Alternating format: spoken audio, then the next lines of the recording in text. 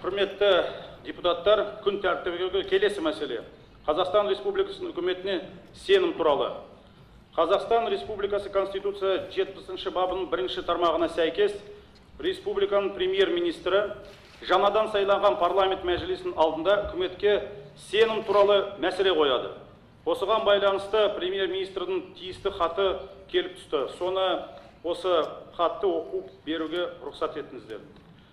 Қазақстан Республикасы парламентінің мәжілісі Қазақстан Республикасы Конституциясының 70 бабының 1 тармағына сәйкес Қазақстан Республикасы үкіметіне сенім туралы мәселе қоямын. Қазақстан Республикасының премьер-министрі Мәсимов.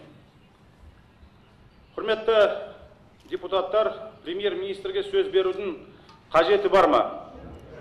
Жоқ. Құрметті депутаттар, онда үкіметке сенім туралы мәселені талқылауға көшеміз. Рәсім бойынша сөз депутат Рогалев Виктор Павловичке беріледі.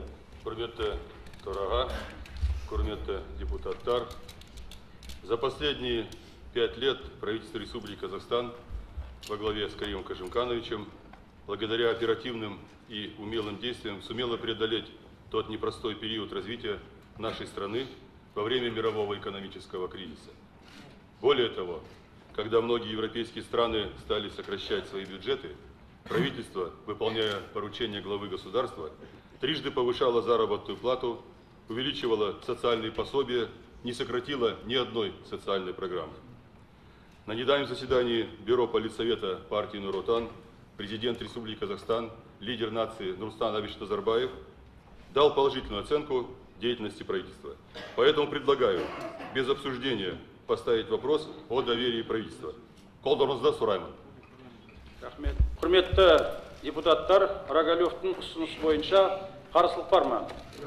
Жоқ болса, онда депутат Рогалевтің Қазақстан Республикасының үкіметіне сенім туралы мәселесін талқылаусыз дауысқа қою жөніндегі ұсынысты дауысқа саламын.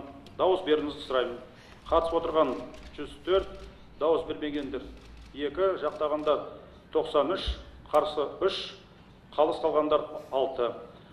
Құрметті депутаттар, шешім қабылданды. Құрметті депутаттар, енді Қазақстан Республикасының үкіметіне сенім білдірсін деген ұсынысты дауысқа қоямын. Дауыс беруіңізді сұраймын.